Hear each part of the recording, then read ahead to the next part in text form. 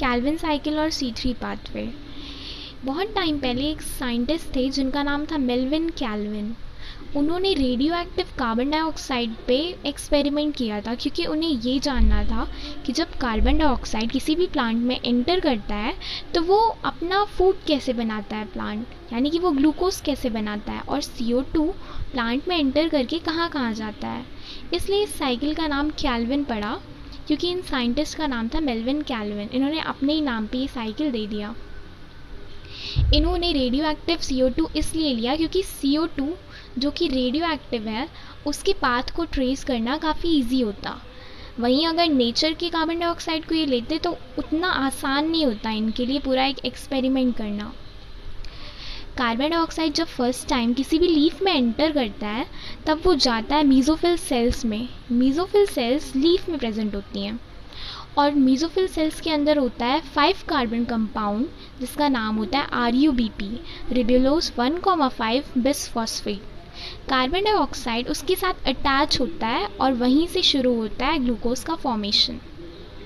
ये जो पूरा साइकिल होता है इसमें कुछ मॉलिक्यूल्स हेल्प आते हैं और ये मॉलिक्यूल्स होते हैं लाइट रिएक्शन के products that are ATP and NADPH। इस पूरे रिएक्शन को या फिर इस पूरे कैल्विन साइकिल को डार्क रिएक्शन भी कहा जाता है, मगर इसलिए नहीं कि ये डार्क में होता है, क्योंकि ये रिएक्शन डार्क में होता ही नहीं है। क्योंकि जो मॉलिक्यूल्स ATP और NADPH के यूज़ हो रहे हैं इस पूरी साइकिल में वो बन के आते हैं लाइट रिएक्शन से, और लाइट रिएक्शन होता है सनलाइट की प्रेजेंस में।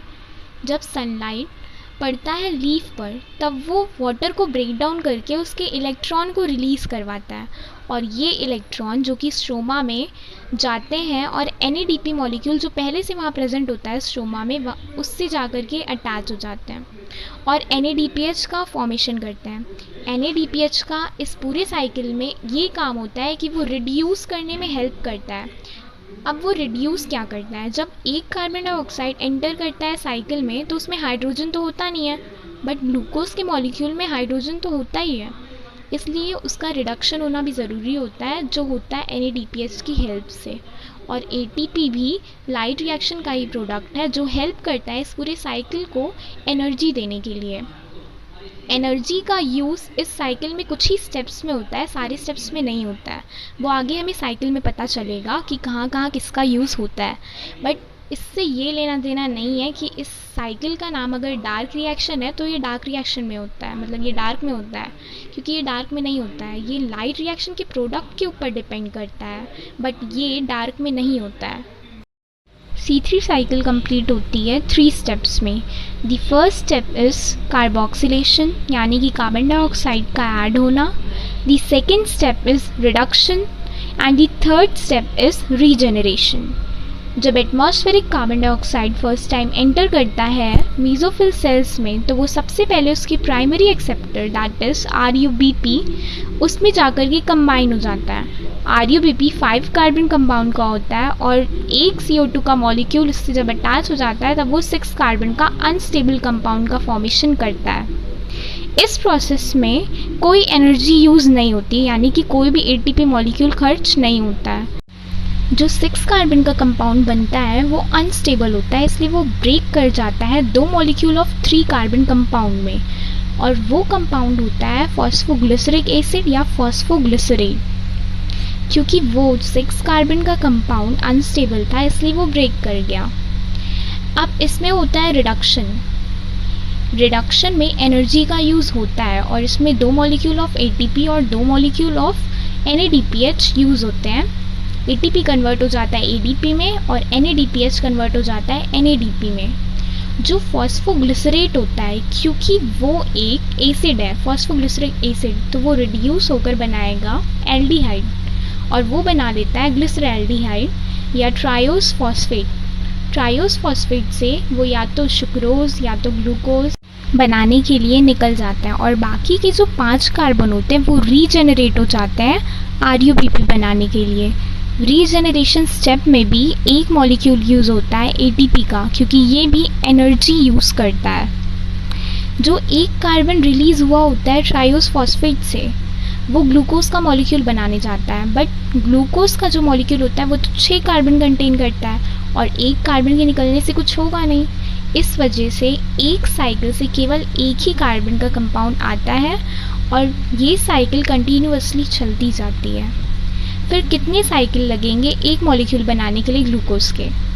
6 साइकिल्स, क्योंकि एक साइकिल से अगर एक कार्बन निकल रहा है तो 6 साइकिल से इसमें 6 कार्बन निकलेंगे, और जब 6 कार्बन निकल जाते हैं तब उससे एक मॉलिक्यूल बनता है ग्लूकोज का।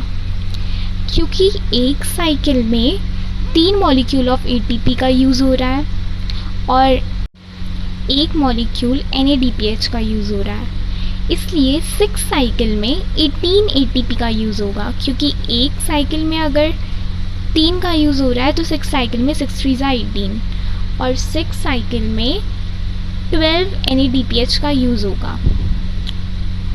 ये पूरी जो कैल्विन साइकिल है, इससे जो प्रोडक्ट बनता है ADP और NADP, वो फर्दर चला जाता है लाइट रिएक्शन में, क्योंकि लाइट रिएक्शन से ही NADPH और ATP के मॉलिक्यूल डार्क रिएक्शन में आते हैं और यहाँ से जो प्रोडक्ट बनता है वो वहाँ पे फिर से चला जाता है। अब बात ये आती है कि इस साइकिल का नाम C3 क्यों पड़ा, जबकि जो इसका फर्स्ट कंपाउंड है, इसमें जो यूज़ हो रहा है, जो प्राइमरी एक्सेप्टर है, वो 5 कार्बन का है, फिर भी इसका नाम C3 क्यों पड़ा? तो ये क्वेश्चन पहले के साइंटिस्ट में भी अराइज हुआ था, क्योंकि जिन भी साइंटिस्ट ने इसके ऊपर स्टडी किया था उन्होंने यही पहले निकाला था कि इसका नाम C3 क्यों पड़ा। तो इसका नाम C3 इसलिए पड़ा है क्योंकि इस पूरे साइकिल का जो फर्स्ट स्टेबल कंपाउंड है वो 3 कार्बन का है और वो है फॉस्फोग्लिसरेट या फॉस्फोग्लिसरिक एसिड। हालांकि उसमें 2 कंपाउंड बनता है बट वो होता तो 3 कार्बन का ही है ना, इसलिए इसका नाम C3 पड़ा है।